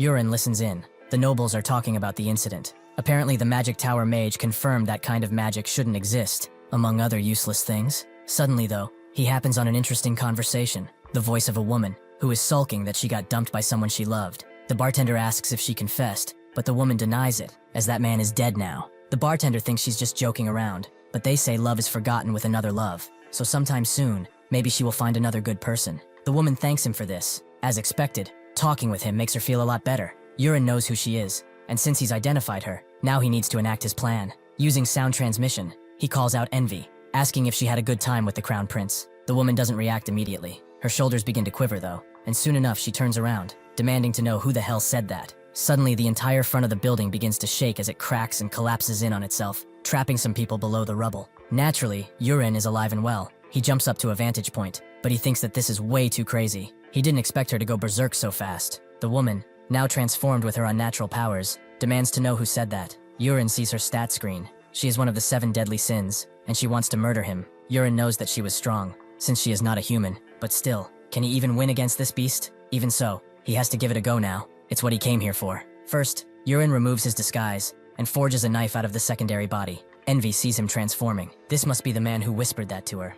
But it's good that he's handsome. She will capture him alive and turn him into her trophy. She charges in, her stony tendrils encroaching on Urin's space. And he throws the knife, but it bounces off her tendrils as if nothing happened. After that, he uses a black iron bullet, which explodes right in front of Envy, creating a large blast. But unfortunately, it seems to do nothing against her. Urin didn't want to do this, but he had to use the butterfly once again. He unleashed it, letting it curve around the entire battlefield. But one of the tendrils catches the real one, killing it instantly. Urin thinks he's royally screwed. But what should he do now? Run away? He can't, as he has to prevent casualties as much as possible. He will hold out until the Capital Guard arrives. Envy goes on the offense, striking again and again and again, each strike becoming faster than the second. Urin knows that if he keeps dodging like this, he will for sure die. So even if he hasn't learned properly, he will use the sword. Instead of hidden weapons, he will channel his inner energy into the steel. Envy attacks again, but this time, Urin can cut the tendrils, doing so one after another. With this, there might still be a chance. Envy notes that he is quite fun, but she wants to know just how long he can keep this up. She summons dozens of tendrils, which rush toward Urin, but even so, as Envy laughs, the poison he's been infecting her with takes hold. He combined 3 poisons. Unfortunately, it stuns her for only 1 second, which is kind of cheap, but Urin does not waste this opportunity. He boosts the small dragon step, rushing at incredible speed towards Envy, and just as the paralysis expires, he slashes her body, before throwing a black iron pill right in the middle of his cut. This explosion is much bigger. He is forced to walk away from it, but he thinks that with this, it should be over. What's left of Envy is nothing but rubble, but something that rubble begins to transform. It takes the rugged shape of Envy, as she will finish him off now, whether he wants it or not. Urin completely forgot that he implemented this. Monsters that have multiple phases before they die. Additionally, with each phase, their strength skyrockets. Envy, who is now much more grotesque, screams out as she lunges at Yurin again and again. The tendrils have become much faster. He knows that at this rate, he will die. Sure enough, one takes him by surprise, and he cannot hope to dodge it. However, the attack misses just inches from his head and lands on his shoulder. He gets out of the way, knowing that his head just almost went off.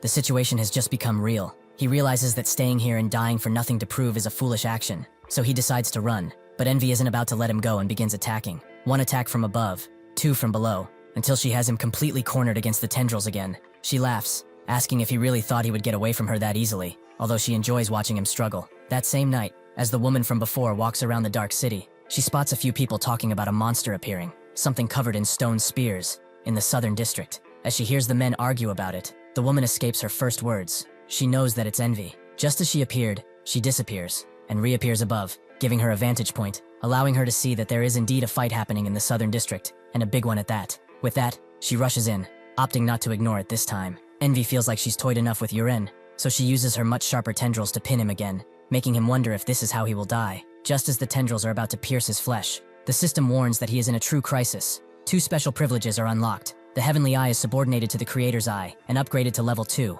allowing him to see the opponent's attacks. Sure enough, Yurin can see where the attacks will go, just like in some kind of simulation. He dodges the first one, and again, he smiles. This is the power if he trains more. The power to dodge strikes that defy normal norms. The second privilege also boosts his internal energy to the maximum, to the point that white energy gathers in his blade. It's probably sword chi, but whatever it is, he knows that with these, he can win. The people who are watching from their windows stare at Yurin, calling him the Knight of Light. As Envy tries to attack again, he simply cuts through her hard as diamond tendrils, again and again, until he ends up right in her face and slashes her upper body apart, with an incredibly large light blast. The fight is over, but Yurin is exhausted, his lungs are contracting painfully, and his legs are shaking. This is because his inner power and stamina are completely drained, probably due to the privileges. Suddenly though, he hears a rumbling sound from behind, and sees that Envy is transmuting again. The parts of her are coming together harder this time, as Envy has entered Phase 3, her final version. She is now a being of true malice, one who is much stronger than her previous phases combined.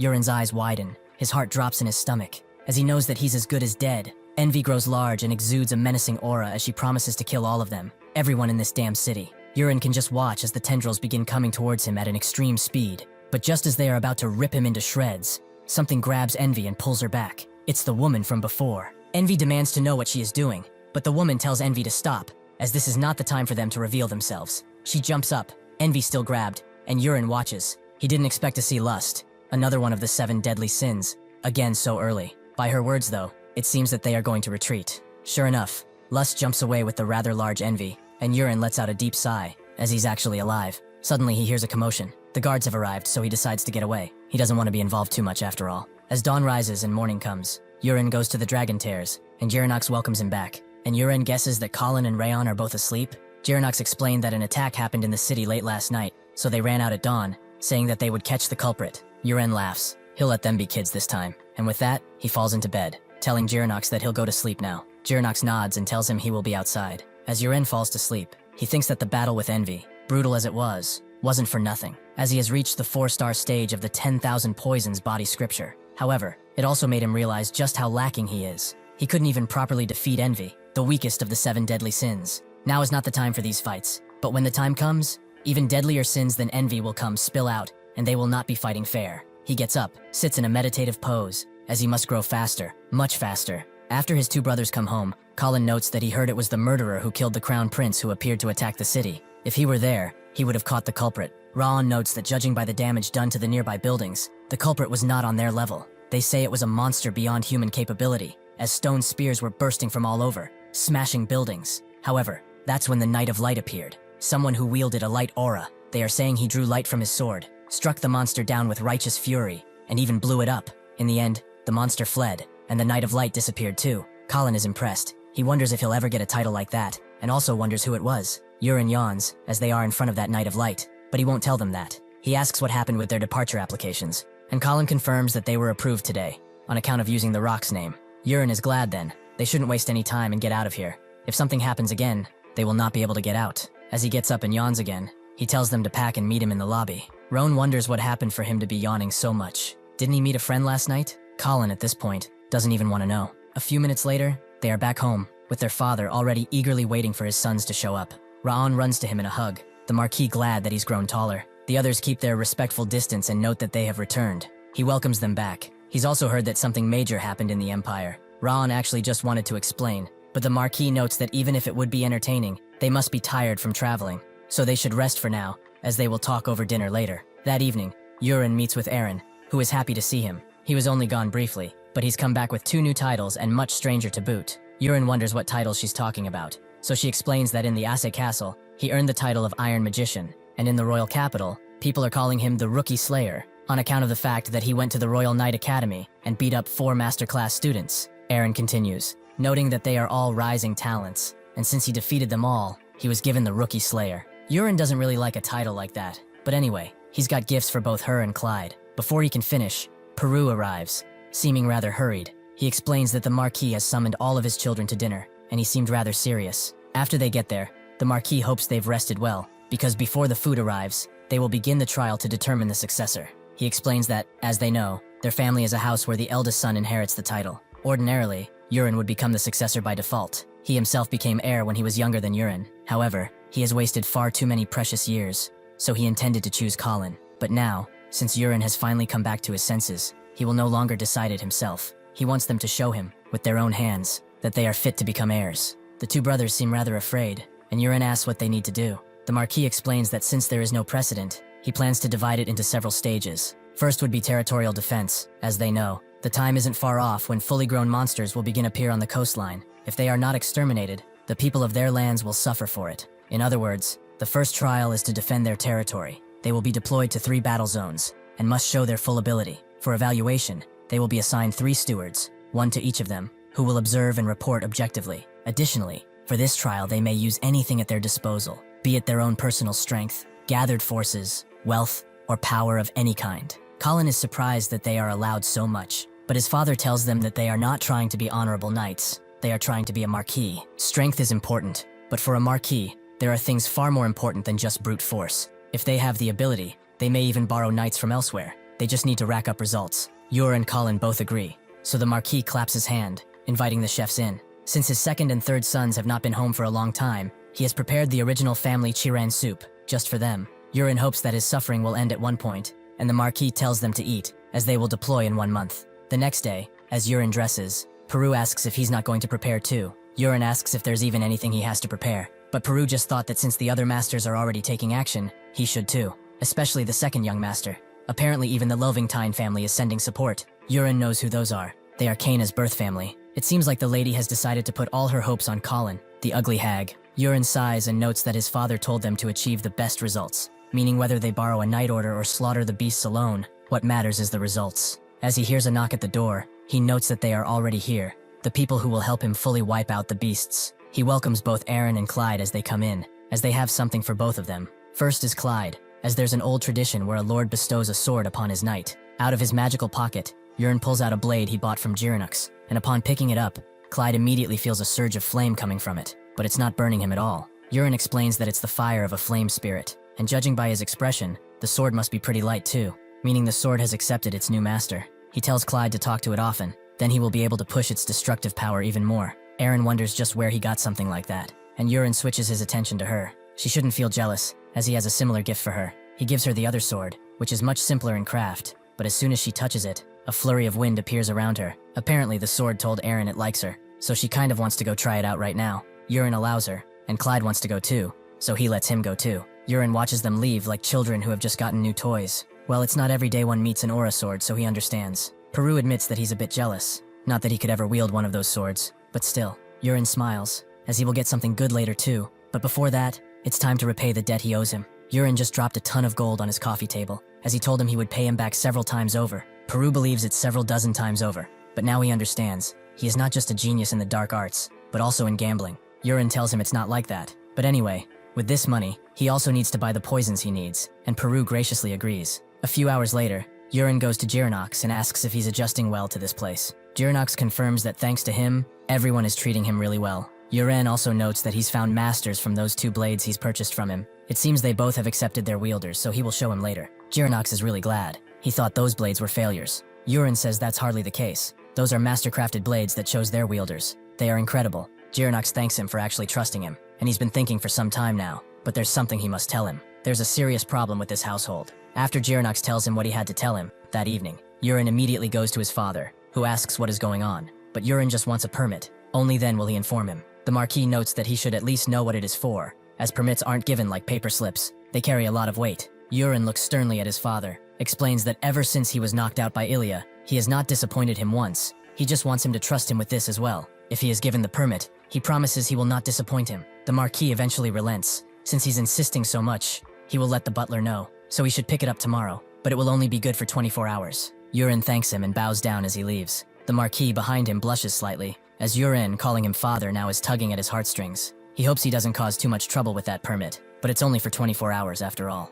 As Yurin puts on a more serious-looking suit, Peru comes into his room, noting that there are people looking for him at the front of the house, carrying large boxes. Yurin is glad. They timed it perfectly. He should tell all the male servants to go get the things at the entrance and take them to Armory 1. Meanwhile, he has something else to bring, so he will meet with them in front of the armory. Eventually, the butler comes with the permit the Marquis has granted Yurin, who also asks where the Marquis is right now. The butler explains that he is with his wife. They are having tea in a private room. Yurin sighs and tells him to tell the Marquis to bring an inspector to the armory by noon. If he doesn't do so, he will make sure he regrets it. As Yurin makes his way to the first armory, a few guards stop him. Yurin points at the people carrying the boxes, asking if he sees those people working hard. Inside those boxes are swords, shields, and armor he got from AA's castle. He brought them for the upcoming deployment. He needs to put them there so they will open the doors now. The guard doesn't know, as the quartermaster hasn't arrived yet. Yurin smiles. Of course, the quartermaster should be here. He must have called him, right? Surely he must have told him to call him if anything happens. That person over there must be him. Sure enough, an older-looking guard arrives stopping in, demanding to know what they're doing. Yurin tells him that he brought weapons and armor for the deployment, so he wants the door opened. The quartermaster explains that the armory still needs a special permit, so Yurin shows him said permit of inspection, so he has to open the door. The quartermaster sheepishly agrees, but he should only put things in and not touch anything else, as they are rather delicate. After the new boxes are moved in, Yurin tells Peru that since they are all bored, they should inspect some weapons, specifically from one of those old boxes that was already in the armory. The quartermaster notes that he needs a special permit for that too, but Yurin wants just one. If that is the case, the quartermaster decides to take out one for him. When the box gets to them, Yurin asks Jiranox to inspect them, and after looking at a few, he thinks they are in pretty good condition. Yurin is glad. The quartermaster is managing things well. He should tell the Marquis to reward him. Well, after they take out every other box too, of course. The quartermaster's heart sinks after hearing this. He denies them entry. They are overstepping their authority. Even for an heir, this is far too much. Yurin punches him with the permit, sending him flying, and tells him if he's stupid or something. The permit allows him to inspect whatever the hell he wants. At that moment, his father arrives and demands to know what is going on. Yurin calmly states that all the weapons from the armory have been taken out, and he should see them for himself. The Marquis looks inside a box, and after pulling a blade out, he sees that it's banged up and almost broken. He immediately turns to the inspector he brought and demands an explanation. He said the armory had no issues during the last few months. Looking for a scapegoat, the inspector points at the quartermaster. Yurin tells him to stop lying. He just stole again and again, and that's impossible without someone turning a blind eye. Because of his aura, he makes the inspector choke on his own lies, who apologizes as he falls to the floor, begging for his life. Yurin turned his gaze toward his father, for he saw now that the corruption was not an isolated shadow, but a systemic contagion festering not just here, but in the cold racks of Armory 2, the shadowed corners of Armory 3, and even within the very crates of the food storerooms meant to sustain their men. While they might grit their teeth and survive this year's deployment through sheer luck, he couldn't help but wonder about the next year, and the year after that, when the rot had traveled deeper into the very bones of their defense. A spark of fury appears on Yuren's usually calm face,